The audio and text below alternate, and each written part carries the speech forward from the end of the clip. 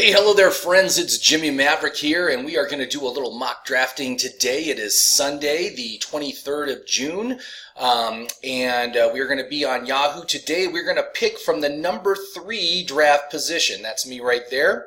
Then you can see we got about a minute and a half until the draft starts. So we are going to use my app to help us pick players today, and we're going to have some fun. So we're going to use my app. This is My Perfect Fantasy Draft.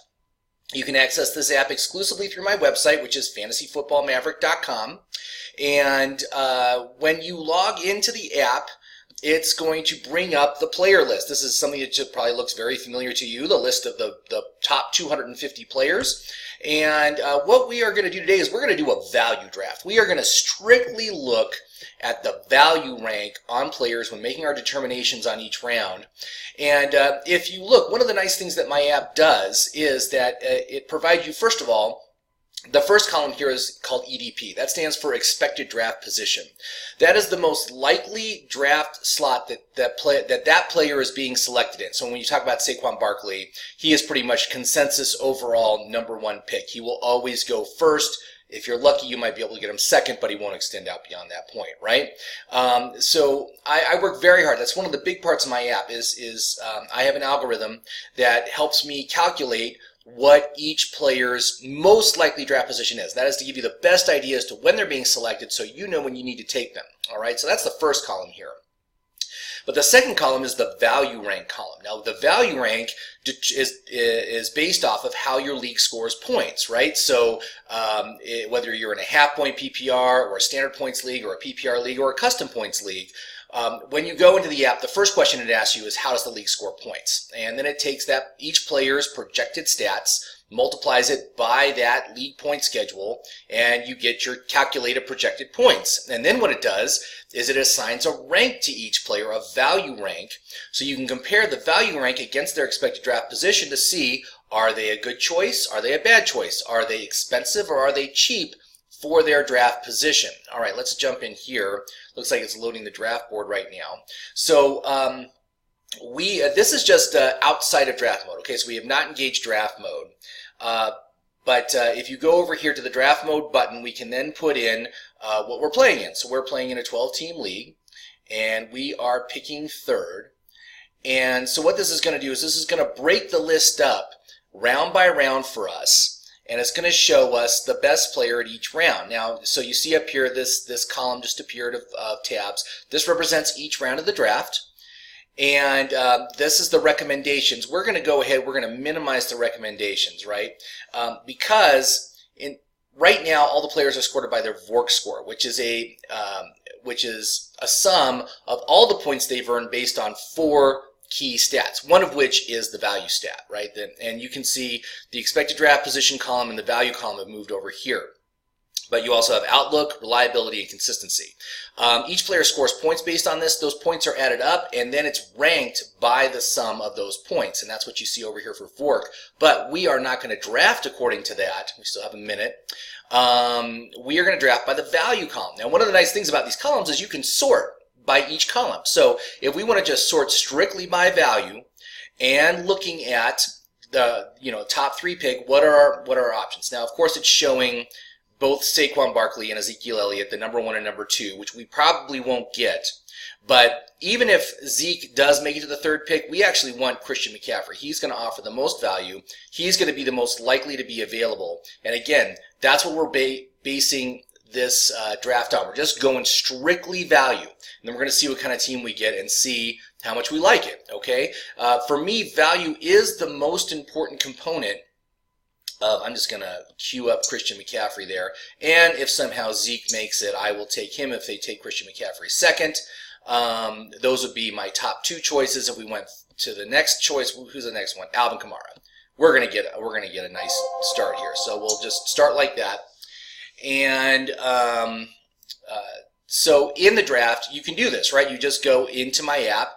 You find your favorites, and then you queue your favorites up here, so that way when it comes back to your turn, you can just pick which one you like the best, right? And I've sorted them in the rank that I want. So you can see someone took Kamara second. It doesn't matter. We're taking McCaffrey. We've already made that determination, as he offers more value than Zeke, all right? Now, we're not talking a ton here, right? I mean, at the top of the draft list, the difference between Zeke and Christian McCaffrey is, oh, it's exactly the same. Look at that, 289.2. So they actually are going to score the same amount, but we have Christian McCaffrey ranked first. That's just what we went with. We would have been fine going with Zeke. But let's go to the next round here, and we will look at that. And you can, let's see here, let's sort by the value. We want the highest value ranked first. So you can see that the top value choices are all long shots. That's what these guns mean, which means our chances of getting them are going to be less than 50%. The most likely player we'll be able to get is Adam Thielen, who is good. Of course, I would love to get any of these guys ahead of him. So, but we got Thielen, Hilton, and Derrick Henry are the next three players. So why don't we go ahead and queue them up, and we'll just wait to see what happens. So we've got, whoops, we've got Thielen, and we've got Hilton, and we've got Henry. All right, so we are all set up and ready to go. And we still have a little ways to go before our next pick. I'm just going to pause till we're within 3. We'll see where we're at, and we'll see if we're able to get any of those long shots. All right, so it's almost back to us. And I do see that, again, looking at our list, if Evans, Brown, Cook, or Schuster are still available, we should grab them. You can see that Brown and Evans are available here. Which one is ranked higher? I believe Evans is ranked higher. He is. So we will go ahead. We're going to take Evans on this pick. All right. Again, we are just strictly looking at value here. We're ignoring all the other factors that I typically look at. I am just going strictly for the highest value player that I can. Now, you can see here on this next round, Thielen is a long shot, so we still might be able to get him, which would be great. Henry also a long shot. But Philip Lindsay is the player that offers the most value at this point. So let's just take a look here. Did Thielen make it to our pick? He sure did. You know what? We will go ahead and we will happily take Thielen. So we've got 3 very, very good value players to start out this draft. I'm pretty happy with what's happening so far. Let's move on to the 4th round here. We got a little bit of time before our next pick, but you can see that in the 4th round, the top value pick is going to be Philip Lindsay. We also have Jarvis Landry as an option, and then long shots, Godwin, Jacobs, Rogers below that. But I think we've got a good shot to get either Lindsay or Landry. So let's just go ahead and, oh wait, I'm sorry, we're looking at Vork. Excuse me, I need to look at value. Once again, I'm sorting by the value. Lindsay's still at the top. Okay, then Josh Jacobs and Aaron Rodgers, and then Jarvis Landry and David Montgomery. Okay, so let's go ahead. We're going to queue those guys up, and we'll just go with whoever is the highest value player. So we will go ahead and look at Lindsay, and then we will look at. So what I'm going to do, I'm just going to pause. I'm going to get this thing set up, and I'm going to pause till we're within 3 of our next pick. All right, so I did have Lindsay queued up, but he got taken early. You can see he was taken 39th, though he just dropped off my list over there. So Josh Jacobs is going to be our top value choice for this round. And we will just wait for it to get to us, and of course we get him. So our running backs are McCaffrey and Jacobs. That's not a bad combination. I would not be disappointed if I ended up with that. Let's move on to the 5th round, because this is going to cycle around pretty quickly back to us. And the top value player would be Jarvis Landry, followed by Mark Ingram, and then James White. So let's see here. So we already got Landry. And let's go Ingram. Is Ingram already gone? I think he's already gone. And then White, he is still there. So let's go ahead and select him. I think we got a good chance to get Landry here. It's not bad for our flex. I really like the idea of having Landry as our flex player. Let's see, and we will just. As soon as this guy, if he doesn't take his full 30 seconds, we will get our selection done very quickly here. Now, let's quickly look at Montgomery, because Montgomery is still there, and Montgomery gave us a value of 49th, whereas Landry gives us a value of 44th, so we definitely still want to go with, oh my kid, are you kidding? He got taken? All right, we're going to take Montgomery. He got taken right before our pick. How awesome is that, right? Okay, so let's move on. Let's go on to the 6th round here. Again, looking at value. Top value player would be Tyler Boyd, followed by James White, who's a long shot, and Robbie Anderson. Those are all pretty good choices there. So I'm going to go ahead, I'm going to set them up in the queue, and we will pause till we're within 3, and we'll see who we end up with. Okay, so we're back, and James White just got taken. We knew he was a long shot anyway for this round. Didn't pan out this time. That happens, so Tyler Boyd remains our top pick. He is at the top of the board. Robbie Anderson is kind of our backup. We got 3 picks to go until our next option here. So let's go ahead and I'm pretty sure both these guys will make it to us. I think we've got a good shot at both of them. So let's go, Taylor. Make your decision.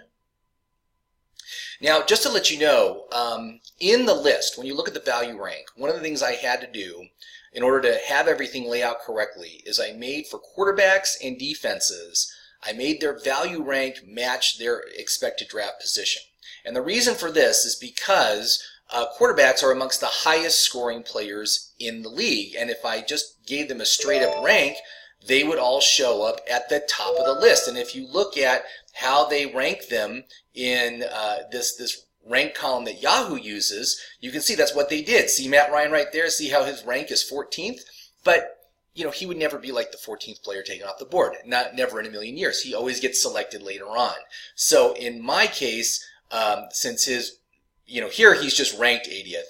Where he is on my app would be his value would be the same as his X rank. So that means that those guys will very rarely appear at the top of your value list. There's usually always a better option. We're going to have to figure that out. Same thing with defenses. Oh shoot, you know what? It's coming back to us really quickly. Let's quickly look at 7th. We'll sort by the value. Best value, Tyler Boyd, we already got him. Robbie Anderson would be our 2nd choice. Sterling Shepard is our 3rd choice. You can also see Drew Brees, Cam Newton. I think we might want to grab ourselves a quarterback here. I do like the idea of taking Cam Newton. Again, he is not going to, he is still available, which is great. And again, he's going to offer great value for us. Even though on the app, let's go ahead and just take him, and I'll show you what I mean. So, Cam Newton here, you can see that his expected draft position is 79th, his value is 79th. So that's all my quarterbacks are set up like that. Likewise with defenses, because defenses only score about as many points as a flex, is like a flex player. They'd be at the bottom of every list. So I did the same thing with them. Their value is equal to their expected draft position in my app. And so that way, the only players that are truly being ranked based off the calculations are the running backs, the wide receivers, and the tight ends. All right? So let's go on to the next round. So we're heading into the 8th round, and this is usually where I typically start to look at tight ends. 7th, 8th round is like where I like to get them. The highest value player for this round would be Sterling Shepard, who is a long shot here. You got Marvin Jones as a reach, giving the next most value. Dante Pettis would be next. And then here's a defense, Baltimore Ravens. If we wanted to go with the Ravens defense, they always field a quality unit, right? This is what would be the time to take them. And that's what basically I'm trying to do with both defenses and quarterbacks, is showing you what round you need to take them in. And it's always a good idea to have that kind of planned out in advance. Just figure out who you want as your quarterback, who do you want as your defense, who's your backup, should they be taken early, who's your fallback position. But you can also see here's a tight end, Delanie Walker. Do we have any other tight ends this round? We don't. So I think, let's see here. I think we have Sterling set up here. I do not have him set up. I'm going to pause so we're within 3 of our next pick, and then we'll see where we're at, and we'll see who we get. All right, so Sterling Shepard did get taken. He was a long shot. We knew that was going to happen. Also, the Baltimore defense got taken. That was kind of surprising. They got taken a little bit early, but that's fine. So right now I've got Marvin Jones and Delanie Walker on my queue. I think I'm going to go with Delanie Walker. We got to take our tight end. I do not like Marvin Jones this year. Again, we are just strictly looking at value ranks here. And he was not someone that I would select. There was actually some bad news that came out about him last yesterday, I think, yesterday or 2 days ago, talking about how he's a cut candidate, kind of like the same way Golden Tate was. Someone who's going to get traded midseason. You don't want players that are even under suspicion that that might happen. So let's go ahead. We'll take Delanie Walker. So we get our tight end. We got our whole lineup set at this point. Now, hold on. It's going to circle back to us pretty quickly. Let's jump to the 9th round. And again, let's do the value sort. Who's the top value? D.D. Westbrook, Christian Kirk, Marvin Jones. All right, so let's go get them queued up. Oops. D.D. Westbrook, Marvin Jones. Who's the third guy? I can't remember. Oh, Christian Kirk, right.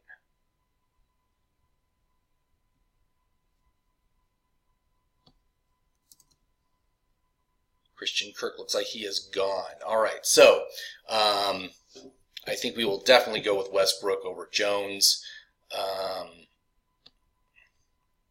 And we've just got 2 picks to our next round. So, let's kind of review. So our quarterback is Cam Newton.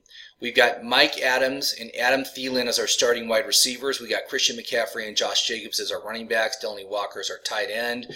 David Montgomery is our flex, and we got Tyler Boyd on the bench, which I think is an awesome bench spot. I like D.D. also as a bench player. I think both of them are quality options.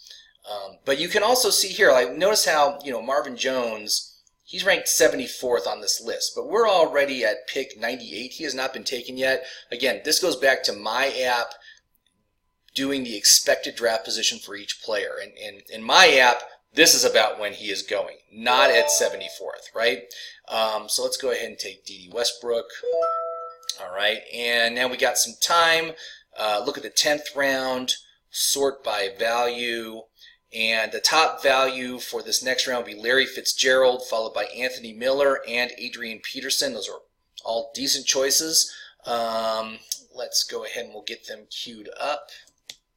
So Larry Fitzgerald and Anthony Miller, Adrian Peterson.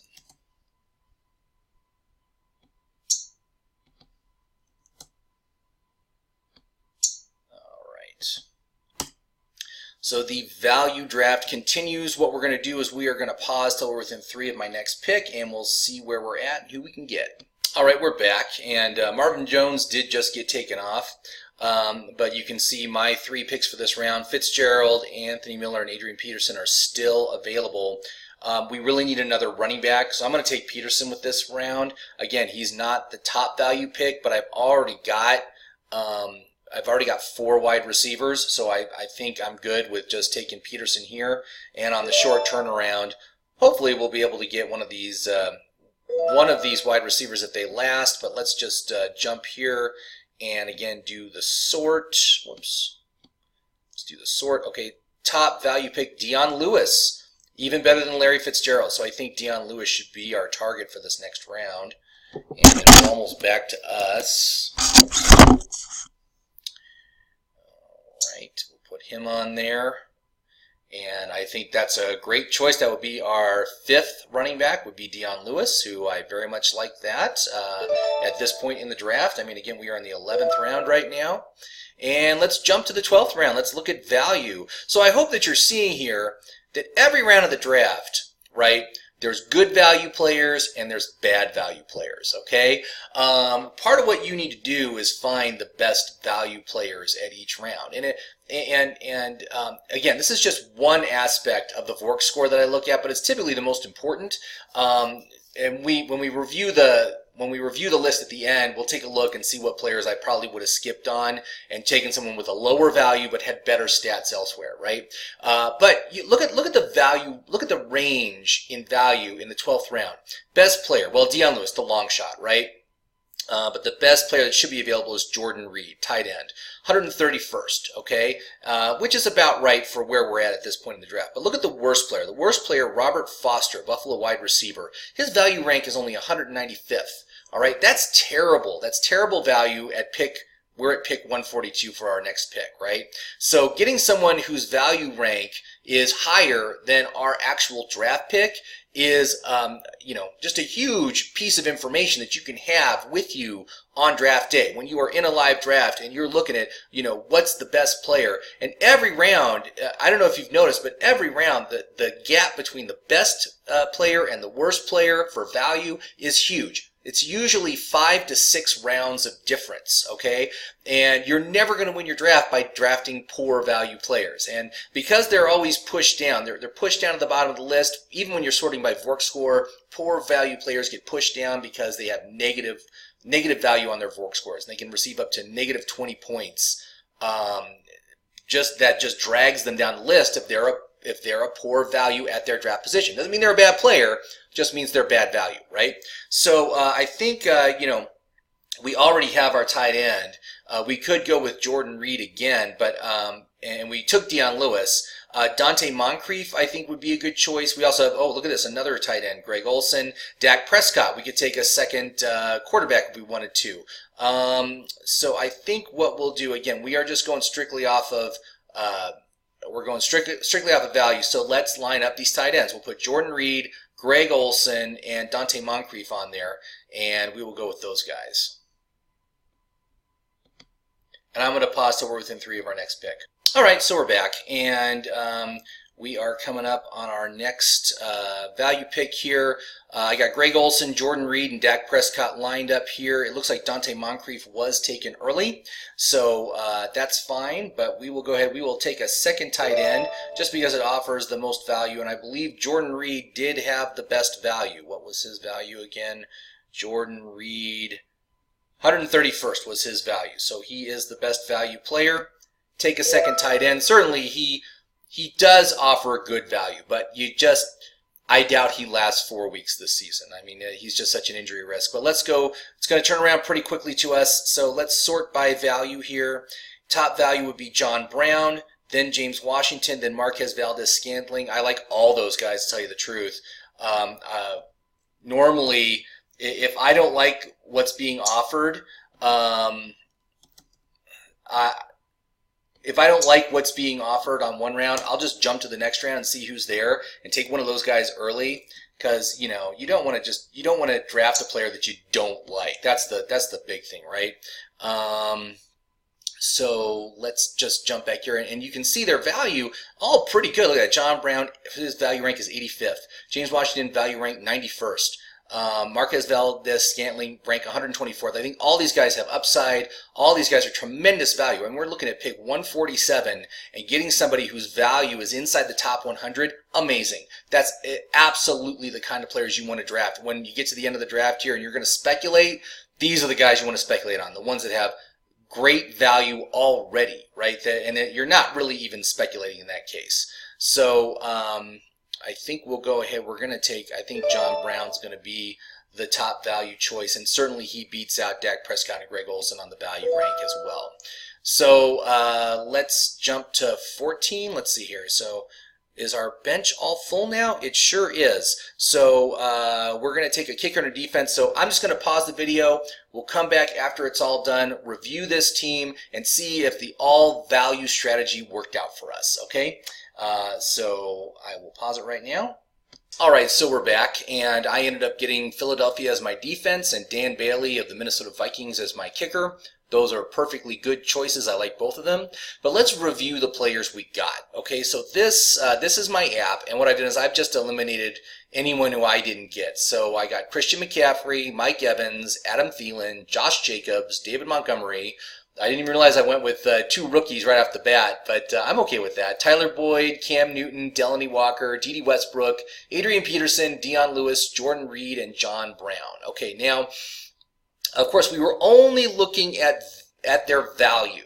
And if we look at the value here, we did very well. Look at that.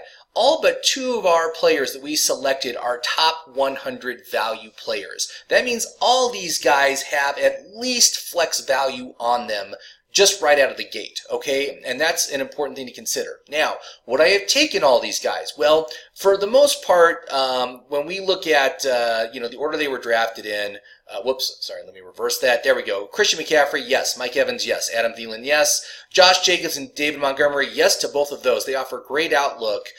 Even though they're rookies and they don't have any reliability or consistency ranking, I very much like both of them. They're both in great situations on their respective teams. Tyler Boyd, fantastic pick. I can't believe I got him as late as I did. Cam Newton, he is a one-star player here, but that is strictly because he is still dealing with that shoulder injury. He has not been cleared medically for to be a full participant. I anticipate this will happen by the time preseason starts. Until that happens, though, I would not draft him just because he has the injury designation. You don't want him to suffer a setback and then you're stuck with an injured player. Now, once he's cleared, he's going to be one of my favorite late-round quarterbacks to pick, all right? But that's the only reason why I wouldn't select him now, here in June, all right? Same thing with Delanie Walker. He had that pretty bad injury last season, was put on injured reserve. He's still coming back from that. Plus, he's like 34 this year, I do believe is his age. Wait, let's hear. What is his age? It is 34. Yes, I was correct. So an aging tight end with an injury history, you don't really want to deal with that. Even if he's fine and we remove the injury designation for him, I still don't think I would ever take him. But again, on the round that we took him, he was the best value player, all right? D.D. Westbrook, great option. I love D.D. That's a great one. Adrian Peterson, I love Adrian Peterson because I don't trust Darius Geis is going to be ready to go to start the season, okay? And so I very much would select him in that round I selected in. That he's a great choice. Deion Lewis, another great option available late. His pass catching prowess makes him valuable, okay? He has flex. He has flex upside on him. So he's a great guy for my bench. Jordan Reed is not a guy I would select just because he is low reliability. And actually, if you look Delanie Walker also has the low reliability moniker onto them. I don't take those players, okay? The only players you can control injuries on, the only time you can control injuries during the fantasy season is during the draft. So I don't ever draft injured players. And I don't draft low reliability players either. I most likely always bypass them. So I never would have selected him. And then John Brown, who I think is a decent choice. That offense is not going to pass a lot of balls. It's mostly going to be a ground-based attack. But still, where we got him, great value. Okay, so I'm perfectly fine with where we got him, and I think, again, he does have flex value if you look at his value rank, all right? So overall, I give this team, I would give it like a B, right? Again, I would have bypassed several of these players and picked other players. And the reason why I set up the VORC score is to be more well-rounded in who's getting recommended each round. And I want to look not just at the value, but also at their outlook, their reliability, their consistency. All that weighs in on whether or not that good value player is worth taking. Last year, I remember, what was his name? Hold on one second here. Okay, so it was Kelvin Benjamin. Who was traded to the Buffalo Bills, and but again, very poor, very bad injury history. Okay, he was dealing with chronic injuries during his entire NFL career, outside of his rookie season where he was really good. But anyway, he offered amazing projected value last season, and again, he was available super late. And I took him. I took him in one of my leagues, and it turns out I dumped him just a couple weeks after that. He got injured again. But he just wasn't even worth the pick, just because the low reliability, even though he had fantastic value potential, right? I think he was obviously an inside the top 100 value player. You get him like 150th in your draft. So he offered great value, but again, because of his low reliability, I never should have chosen him in the first place. And so that's kind of what we did here with a couple of these players. Again, I don't make that mistake anymore, and I'm really more inclined to trust the VORC scores as opposed to just the value ranking, all right? So anyway, thanks for watching. I hope you liked it. Please go to my website, fantasyfootballmaverick.com, if you want to check out this app. It will absolutely change your game. It will absolutely help you dominate your draft on draft day. It's a live draft tool. No one else has a tool like this to walk you through the draft round by round, okay? Make it easy, and I give you alternatives, as far as even if your favorite player is selected, you'll still have two other choices to choose from. And thank you very much for watching. I appreciate it. Please like and comment below, and watch for more videos. Thank you very much, man. Have a great fantasy season.